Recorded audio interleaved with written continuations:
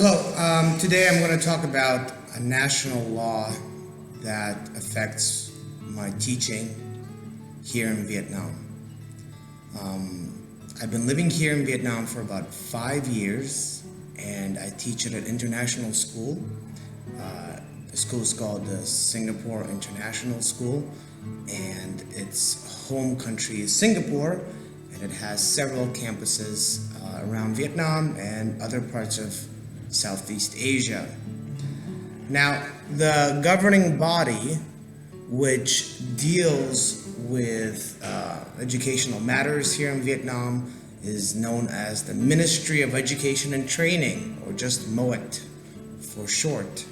And it's a centralized authority that has the authority over policies and curriculum, and one of its goals is to ensure homogeneous standards for goals and regulations across the country.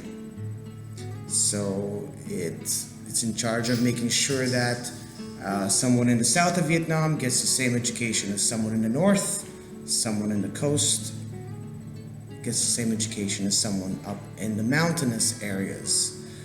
Vietnam is a very diverse country, and sometimes it's difficult to get around, but one thing that they do really well is to make sure that standardized books and educational practices get in the hands of every student all over the country.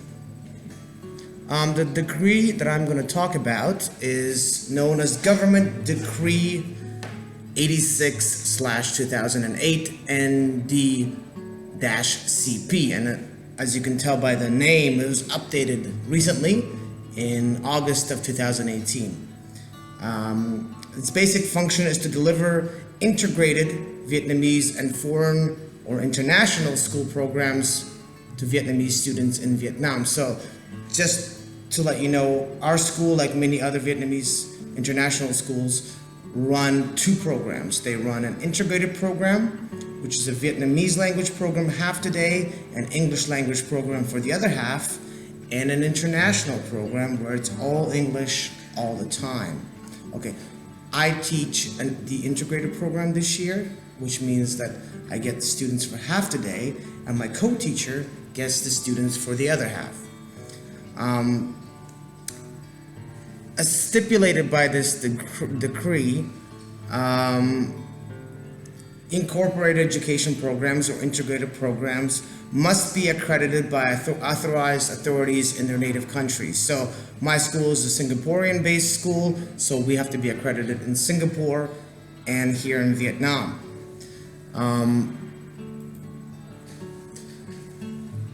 The examination and recognition of graduates must be in line with Vietnamese countries and laws. Graduates from the joint education program, integrated program, must be granted with school graduation certificate in both Vietnam and the foreign country. So the integrated students which graduate here must hold a dual certificate, one from the home country, one from Vietnam.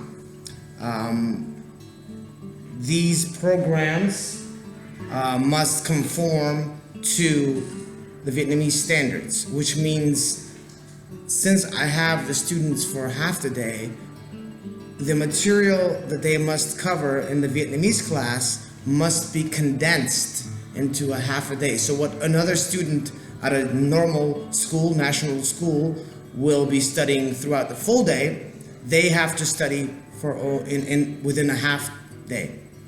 So that means that they have basically double the material to cover in half amount of time.